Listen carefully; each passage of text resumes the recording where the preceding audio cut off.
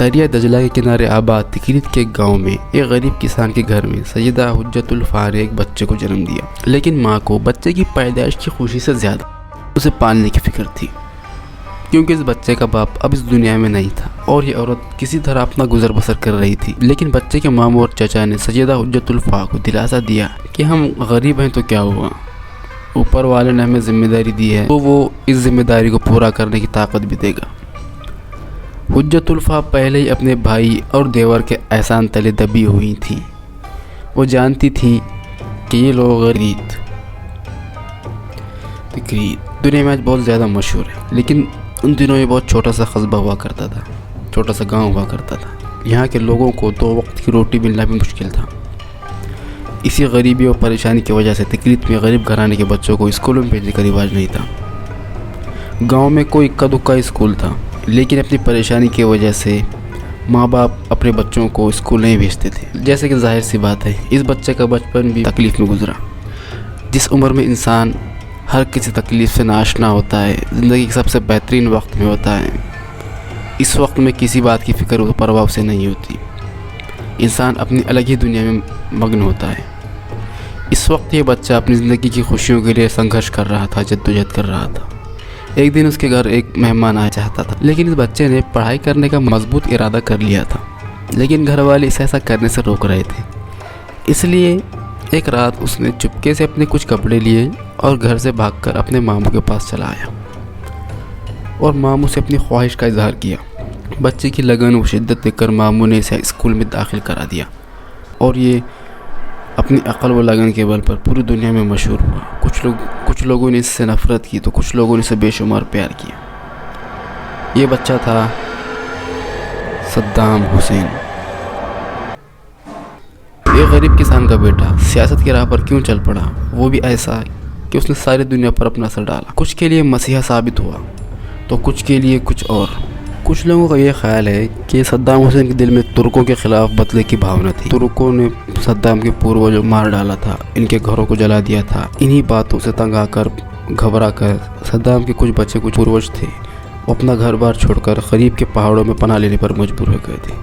Saddam کو یہ سب واقعات اپنے بزرگوں کی زبانی معلوم ہوا کرتے تھے۔ یہ سن کر اس کے دل میں ترکوں کے خلاف بدلے کی بھاونا بھڑکنے لگی۔ تعلیم حاصل کرنے کے ساتھ ساتھ وہ نہ صرف اپنے حالات کا جائزہ لیتا رہتا تھا، بلکہ انٹرنیشنل لیول پر تبدیل ہونے والے حالات پر بھی گہری نظر رکھتا تھا۔ ان دنوں دنیا بھر میں برٹش اور فرینچ کالونیز کے خلاف ساری دنیا میں بغاوتیں بھڑک رہی تھیں۔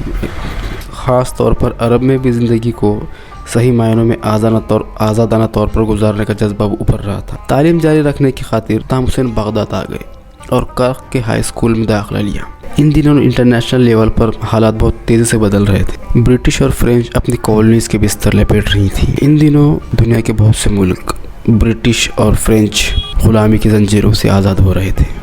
عرب ملکوں میں بھی آزادی کی تحریکیں پروٹیسٹ تیزی سے پھیل رہی تھی اور یہ ماحول ہر سوچ و فکر رکھنے والے انسان کو متاثر کر رہا تھا۔ صدام نے تعلیم حاصل کرنے کے ساتھ ساتھ ان حالات و واقعات کا نہ صرف مشاہدہ کیا بلکہ ان کا اثر لینا بھی شروع کر دیا۔ ان دنوں عراق میں سوشلسٹ اور باس پارٹی بہت مشہور تھی۔ صدام حسین نے باس پارٹی جوائن کی۔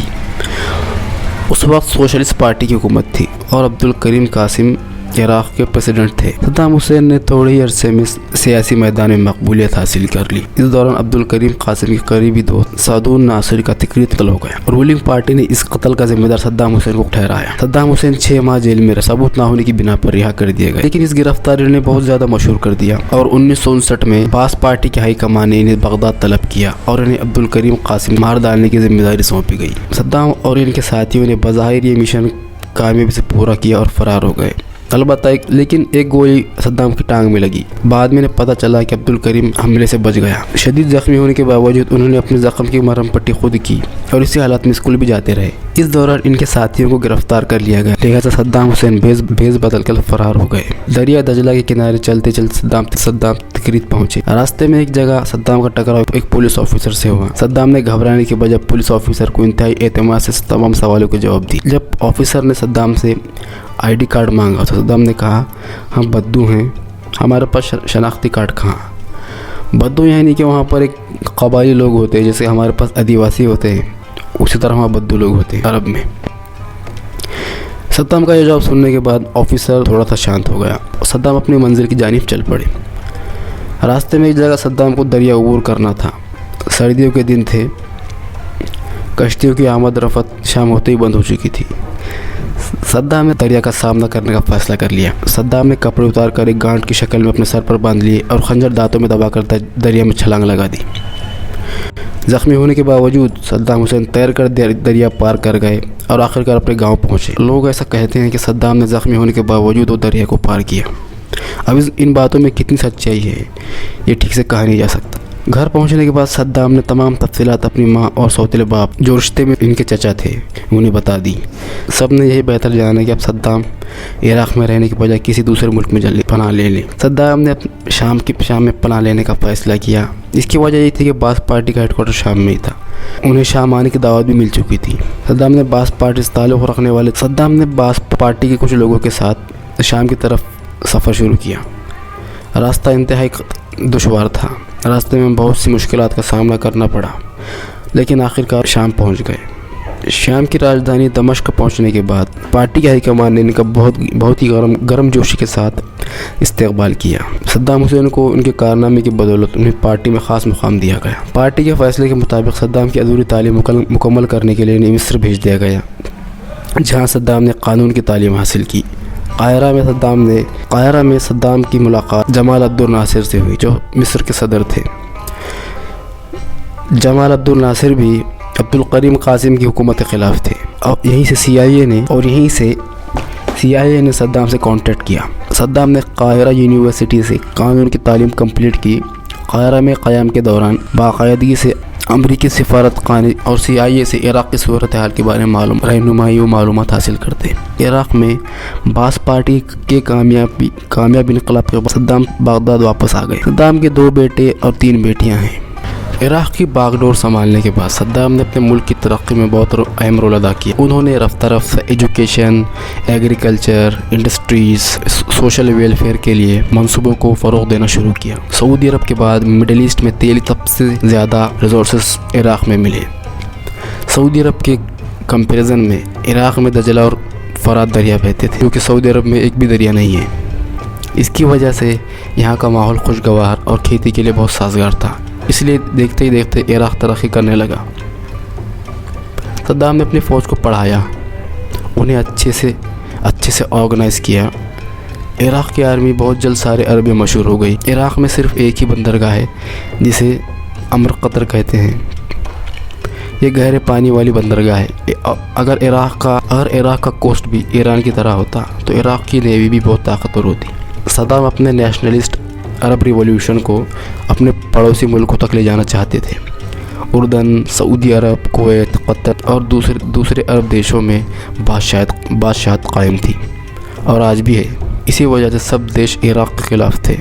ये देश भी तेल की दौलत से मालामाल थे और इस पर US, UK का इनडायरेक्टली कंट्रोल था। इसी वजह से अमेरिका और ब्रिटेन ने इन मुल्कों में कोई मिलिट्री पावर बनने न दी। सद्दाम ने अपनी फ़ौजों को मॉडर्न बनाया, उन्हें लेटेस्ट टेक्निक से लेस किया। अमेरिका और रूस दोनों सुपर पावर थे, जैसे कि हम जानते हैं, एक दूसरे के कट्टर दुश्मन। इसलिए गल्फ़ में अमेरिका के बढ़ते असर ने सद्दाम को सोशलिस्ट कैंप की तरफ आकर्षित किया और इराक़ी फ़ौज का असलाह रूस से आने लगा। 1980 से 90 तक इंडिया के बाद इराक़ रूसी हथियार का सबसे बड़ा खरीदार था। इंडिया और इराक़ के ताल्लुक़ात हमेशा ही दोस्ताना रहे हैं। इन दिनों इराक़ और इंडिया में फ़ौजी मशक़ें भी चल रही थीं।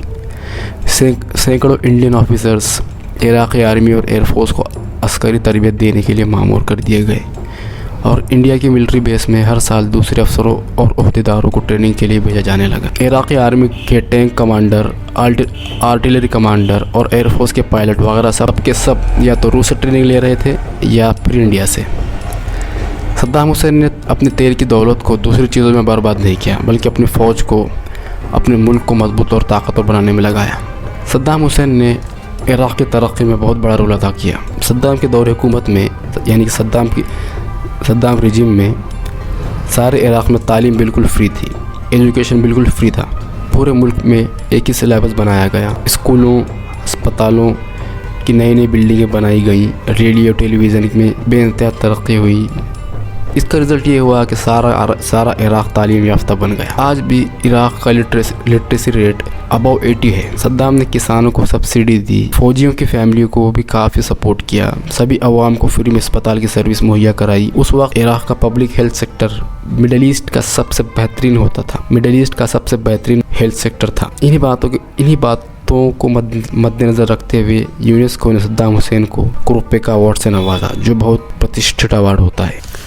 صدام حسین دنیا کا وہ یونیک شخص ہے جس نے پورے نیشن کو پڑھا لکھا بنایا. صدام حسین نے کل 27 کتابیں لکھی.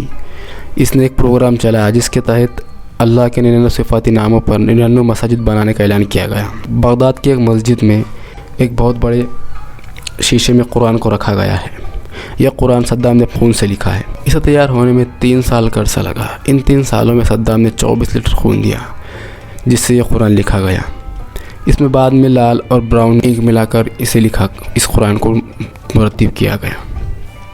لیکن بعد میں علماء کرام نے اسے اسلام کے خلاف قرار دیتے ہوئے اسے وہاں سے نکال دیا گیا. صدام حسین کی زندگی کا تیسرا اور سب سے اہم دور کا آغاز 19 مارچ 2003 کو اس وقت شروع ہوتا ہے جب ایران کے خلاف عراق کی حمایت کرنے والا ایک ایگریسو ملک جسے آپ امریکہ کے نام سے جانتے ہیں, وہ اور اس کی الائنس فوجوں نے سرزمین عراق پر یہ کہہ کر حملہ کر دیا کہ عراق کے پاس خطرناک ترین ہتھیار موجود ہیں جن کی موجودگی دنیا کے لیے یا خاص طور پر اسرائیل کے لیے بے انتہا خطرناک ہے. وہیں صدام حسین گراؤنڈ ریئلٹی کے برعکس اپنے ہی بڑھائیاں مارنے میں لگے رہے کہ عراق کی سرزمین کو امریکی فوجوں کے لیے قبرستان بنا دیں گے. صدام نے ایک اور بیوقوفانہ حرکت یہ کی کہ اپنی فوجوں کو سعودی عرب کی سرحد پر بھی الغار کے لیے تعینات کر دیا. یہ اس کی سب سے بڑی بیوقوفی تھی, لیکن خدا کا شکر ہے کہ صدام نے ارض مقدس پر حملے کا ارادہ بدل دیا. اگر ایسا ہو جاتا تو یہ امریکہ کے لیے بلکہ امریکہ کو ایک اور موقع ملتا کہ وہ ڈیفنس کی آڑ میں سعودی عرب میں مزید قدم جمائے اور وہاں پہ بھی بڑے بیس بنا دے. بہرحال چند مہینوں کے ریزسٹنٹ کے بعد عراقی فوجیں ہار گئیں اور امریکہ اور اس کے الائنس فوجوں نے بغداد سمیت پورے عراق پر حملہ کر دیا اور اسے سقوط بغداد فال آف بغداد کہتے ہیں. اس قبضے کے بعد ایک امریکی جنرل کی رپورٹ کے مطابق تقریباً 5 لاکھ انسان موت کے گھاٹ اتر چکے ہیں, جن میں صرف 3000 امریکی ہیں اور باقی سب عراقی یا اس کے آس پاس کے مسلمان ہیں. اتنی بڑی اموات کا ذمہ دار صدام ہے یا بش, اس کا فیصلہ تو صرف اتہاس ہی کرے گا. لیکن یہ بات کہنے میں ذرا شرم محسوس نہیں ہوتی. صدام حسین نے اپنی پاپولیرٹی کا استعمال غلط ڈھنگ سے کیا. وہ چاہتا تو مسلمانوں کو اور مضبوطی اور استحکام دیتا. اس نے اپنی حکومت میں مسلمانوں کو اور آس پاس کے دوسرے انسانوں کو ہمیشہ آزمائشوں, مصیبت, پریشانیوں میں مبتلا رکھا. ہاں یہ ضرور ہم کہہ سکتے ہیں اس نے جان بوجھ کر نہیں کیا ہوگا, لیکن ہوا تو ایسا ہی تھا. اسے طاقت و اختیار کا اس حد تک جنون چڑھ چکا تھا کہ اس کی کوئی مثال نہیں ملتی. اور یہی جنون اسے ایک ہیرو کی بجائے ایک ظالم انسان کے طور پر دکھاتا ہے. کہ ان سبھی باتوں سے پھر یہ سبق ملتا ہے کہ امریکہ جس کو پہلے اپنے مقصد کے لیے استعمال کرتا ہے, وقت گزر جانے کے بعد وہ شخص اس کے مقصد میں کام نہ آنے کے بعد وہ اسی شخص کو صفائے ہستی سے اس دنیا سے مٹانا اپنا سب سے اہم فرض سمجھتا ہے. اور یہی ان کے پروٹوکولز میں شامل ہے, جسے protocols of the elders of the Zion کہا جاتا ہے. اس میں یہ سب باتیں باقاعدگی کے ساتھ موجود ہیں. افسوس کی بات یہ ہے کہ ہم سبھی پڑھتے نہیں ہیں, صرف لوگوں کی سنی باتوں پر عمل کرتے رہتے ہیں. ہٹلر اور نپولین کے بعد صدام حسین دنیا کا ایک ایسا حکمران ہے جیسے مسولینی, لینن, اسٹالن اور بھی ایسے ہیں کچھ لوگ, لیکن ان صدام حسین, نپولین اور ہٹلر کی بات ہی کچھ اور ہے. صدام حسین نے اپنے 24 سالہ حکومت میں انتہائی متحرک اور وواداسپد زندگی بسر کی. حکومت میں آنے سے پہلے اور اس کی حکومت ختم ہونے کے بعد بھی صدام حسین ہمیشہ سرخیوں میں رہا. دنیا کا ہیڈ یعنی کہ دنیا کی سپر پاور امریکہ کو جس تسلسل کے ساتھ, جس کنسسٹنسی کے ساتھ انہوں نے چیلنج کیا, وہ اپنی جگہ ایک یونیک حیثیت رکھتا ہے. صدام حسین کی شخصیت, ان کے سیاسی نظریات اور ان کے دور حکومت کا تجزیہ کرنے سے حیران کن پہلو سامنے آتے ہیں. عراق کے اس عراق کے اس مرد آہن صدام حسین کا دور اقتدار 10 اپریل 2003 کو سقوط بغداد کے ساتھ ختم ہوا، اور تقریباً اس کے 8 مہینے بعد 13 دسمبر 2003 کو صدام حسین کو امریکی فوج نے ان کے آبائی گاؤں تکریت کے قریب ایک انڈر گراؤنڈ ٹھکانے سے گرفتار کیا۔ امریکہ کے زیر اثر بغداد میں قائم کی جانے والی عراقی عدالت نے انسانیت کے خلاف جرائم کی بنیاد پر ان پر مقدمہ چلایا گیا، اور 144 شیعوں کے قتل کے الزام میں انہیں پھانسی دے دی گئی۔ ان پر کئی ہزار کردوں پر جراثیمی ہتھیار سے انہیں مارنے کا بھی الزام ہے، لیکن انہیں 144 شیعوں کی قتل کے الزام میں سزا دی گئی۔ پھانسی نامے پر دستخط کرنے والا خود ایک شیعہ تھا، اور وہ اس عدالت میں جتنے لوگ تھے اس میں تقریباً سب کے سب شیعہ تھے۔ یوں کہہ سکتے ہیں کہ امریکہ نے مسلمانوں کے باہمی فساد کا، باہمی جھگڑے کا اچھی طرح سے فائدہ اٹھایا، جسے ہم شیعہ سنی مسئلہ سمجھتے ہیں، کہتے ہیں، جس کی بدولت ہم سالوں سے تقریباً 1300 سالوں سے ہم آپس میں لڑتے آ رہے ہیں، کٹتے آ رہے ہیں، برباد ہوتے آ رہے ہیں، اور غیر مسلموں کو یہ جواز پیش کرتے آ رہے ہیں کہ آؤ اور ہمیں مارو برباد کرو۔ اگر صدام حسین چاہتے تو جنگ سے پہلے بھی فرار ہو سکتے تھے، جس طرح آج اشرف غنی نے امریکی قبضے کے وقت بھی وہ ہتھیار ڈال سکتے تھے یا کسی اور ملک میں بھاگ سکتے تھے، لیکن انہوں نے ایسا نہیں کیا اور اپنے قول کو سچ کر کے دکھایا کہ میں عراق میں پیدا ہوا ہوں اور عراق میں ہی مروں گا۔